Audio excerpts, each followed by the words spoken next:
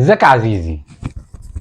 واحد واحد في القارة كلها، هو واحد. تقول لي بقى وداد الأمة، الترجي، نادي الزمالك، زي ما تقول هو واحد. صن داونز بالسكاوتنج بتاعه، اوعى يا عم، والخمسات، هو واحد هو واحد. النادي الأهلي واحد. يجي النادي الأهلي قدامه وبعدين نشوف الباقي كله بقى بيحكي في ايه. اهدى عليا يا عزيزي الأهلاوي، النهارده في كلام كتير مش في الكورة. ما كانش في كورة أصلا، كان في خبط ورزع ودخان وماتشات بتقف وحاجات كده حلوة قوي، لعيبة بتقع تحضن الكورة وجو جميل قوي يعني. بس في وسط كل الأجواء دي النادي الاهلي قدر يعملها، لان هو ده النادي الاهلي. ماركه مسجله، اطلع اول مجموعه اطلع تاني المجموعه ما يفرقش، هلعب النهائي هنا هلعبه هناك برده ما يفرقش، هلعب النهائي من ماتش واحد على ارض محايده برده ما يفرقش. فادينا لايك حلو كده وشير جميل واشترك في القناه لو ما كنتش مشترك، ويلا بينا ندخل في الحلقه. اول حاجه طبعا انا مبسوط من قبل ما الماتش اصلا يبدا بالحاله اللي كان عليها كل الاهلاويه، ثقة تامة كده في الفوز، او على الاقل ان احنا هنجيب الكاس مش هنخسر يعني. والصوت العام في الشارع الاهلاوي ان احنا رايحين نجيب الكاس من قلب كازابلانكا، عكس الموسم اللي فات. صحيح احنا اتظلمنا وما كانش فيه حياد، بس الادارة قبل الجماهير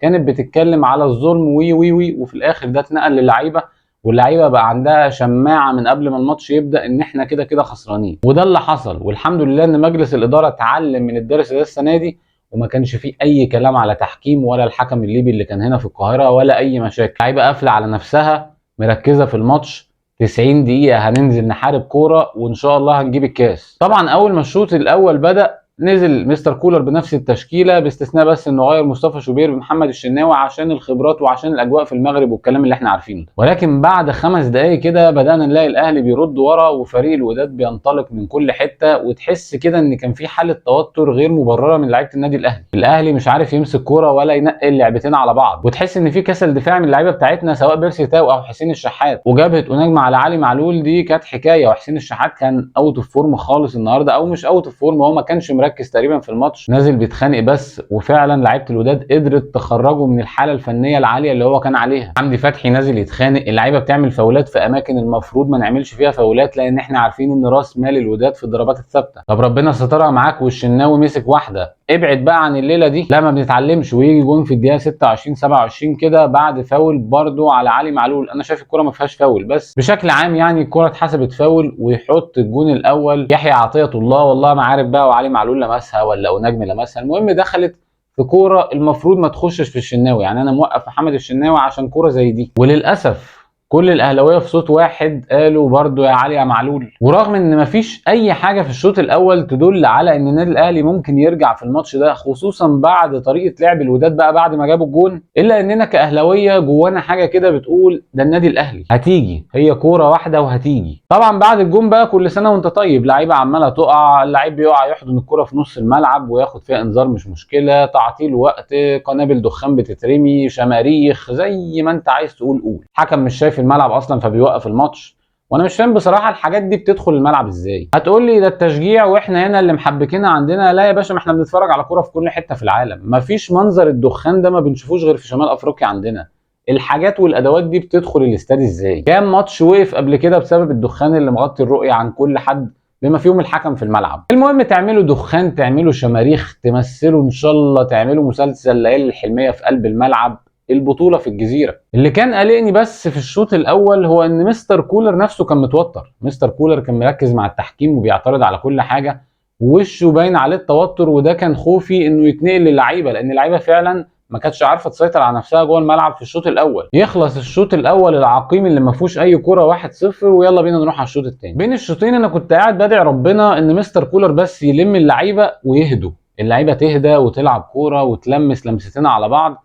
وده فعلا اللي بدأ يحصل الشوط الثاني بعد ما عدى 10 دقايق. اول 10 دقايق برده كنا نازلين بنفس التشكيل ونفس القلق ونفس التوتر، لكن بدأنا نمسك كوره على الاقل ورا وفي نص ملعبهم، مش في مناطق متقدمه من نص ملعبهم، بس بدأنا نلمس كوره. وفي الدقيقه 58 مستر كولر يعمل اول تغييراته، بيسحب حسين الشحات ومروان عطيه وينزل عبد القادر ومجدي قفشه. ومع التغيير ده اول ما شفنا كلنا مروان عطيه خارج، قلنا مستر كولر بدأ من دلوقتي يدور على التعادل. احمد عبد القادر نزل بدري المره دي، لان حسين الشحات زي ما قلنا ما كانش في الفورمه خالص وما كانش في التركيز، وكان بره الماتش من اول دقيقه. وبان طبعا في التغيير بتاعه وهو طالع بيتخانق ومتضايق. وتاني مره او تالت مره حسين الشحات يخرج بالطريقه دي، فلازم حد يقعد يتكلم معاه ايا كان السبب اللي انت خارج بسببه متضايق. حتى لو ما كانش مستر كولر ما ينفعش يعمل كده، لان انت قدام الكاميرات. ما احنا مش هنقعد نخمن بقى هو متضايق من كولر ولا من التغييره ولا من الجون اللي جه فينا هناك في القاهره. يعني المفروض التغيير تطلع بمنتهى الهدوء زي اي لعيب، يعني خصوصا ان انت لعيب كبير وبدات تسترجع فورمه كانت غايبه من سنين. وما يعديش 5 دقايق يسحب حمدي فتحي وكهربا وينزل محمد شريف وعمرو السوليه. ومع نزول عمرو السوليه بدانا نشوف الوضع مختلف تماما. بدانا نمسك كوره، بدانا نلمس لعب، بدانا ننقل هجمات. عمرو السوليه بدا يهدي اللعيبه اللي متعصبه زي محمد هاني يبدا يهديهم. بدانا نشوف كوره ونبدا نتحرك واحده واحده لقدام. ومستر فاندنبروك عمل غلطه كبيره جدا ان هو رجع ورا، والحمد لله انه عمل كده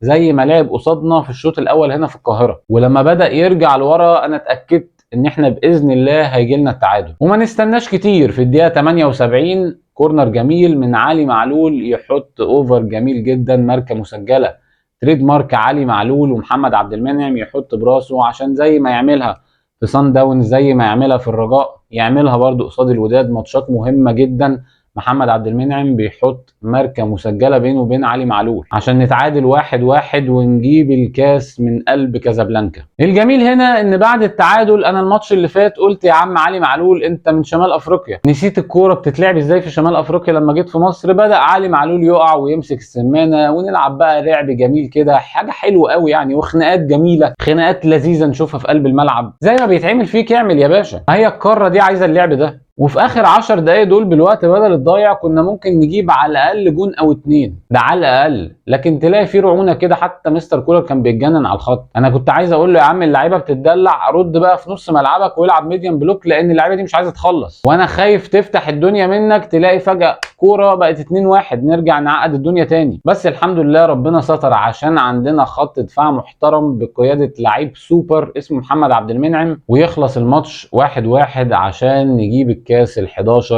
وترجع الجزيره. يلا بينا ندخل على الملاحظات. اول ملاحظه ان يشاء القدر ان الاثنين اللي كانوا السبب في ان احنا نلبس جون هنا في القاهره اللي جابوا سيف الدين بوهره كان علي معلول ومحمد عبد المنعم، وهما الاثنين يكونوا السبب في ان احنا نجيب الكاس في الجزيره عشان لعيبه مجتهده ومخلصه للتيشيرت، وعشان ده بجد يبقى احلى ختام للبطوله. لو في مخرج بيخرج البطوله دي مش هيعملها بالجمال ده. وعشان علي معلول من اللعيبه اللي بتشيل الحمل، وعلي معلول من اللعيبه اللي بتندم وبيحمل نفسه الغلط حتى لو كان خطأ مشترك، هو بيشيل نفسه الليله. عشان كده دايما علي معلول حاضر في المواعيد. تاني حاجه حابب اقولها، شكرا بيبو، شكرا الكابتن محمود الخطيب بمجلس الاداره كله، بس الكابتن بيبو عشان هو اللي في الصوره. الكابتن بيبو من ساعه ما مسك نادي الاهلي في الرئاسه ما خلصش من المشاكل، مشاكل من بره ومشاكل من جوه، ومشاكل بقى فلوس، ومشاكل قيود عليك بتتفرض، ومشاكل املاءات بتيجي عليك، وحاجات يعني كتير كده في الكواليس. يعني موال كبير قوي، والراجل ما كانش بيطلع يتكلم. قناه الزمالك كانت فاتحه 24 ساعه تهزيق في مجلس الاداره وتريقه على مجلس اداره النادي الاهلي بقياده محمود الخطيب،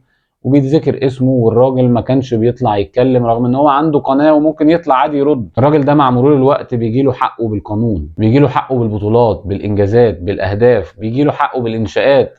كابتن محمود الخطيب 1/6 بيفتح الفرع بتاع النادي الاهلي في التجمع الخامس، انجازات بتتعمل مش شويه حمامات بتتجدد ولا بسين بيتغير، وكله بيتنسب الفضل ليه بعد ربنا سبحانه وتعالى للكابتن محمود الخطيب والمجلس ادارته. هم يستاهلوا كل خير، بشر زينا بيغلطوا، ولما يغلطوا هننتقدهم، لكن الناس دي اجتمعت على حاجه واحده بس، ان هم مخلصين للنادي الاهلي من غير بقى حب شهره وحب ظهور والكلام عن نفس والكلام الحلو اللي انتوا عارفينه ده. النقطه الثالثه، شكرا مستر كولر. مستر كولر في وقت قصير جدا، في اقل من سنه، احنا بنتكلم في شهور، جه كل الاخضر واليابس، خد كل البطولات اللي في وشه، خد اي بطوله قابلها في وشه، لعب في كل الظروف، عمل هويه للنادي الاهلي. وده الوقت اللي محتاج ان انا اقول فيه بجد ان انا بحب مستر كولر بجد بجد اكتر من موسيماني بكتير جدا. ولو هتتكلم ككوتشنج بقى ومدير فني، مستر كولر مدير فني وكوتش محترم جدا.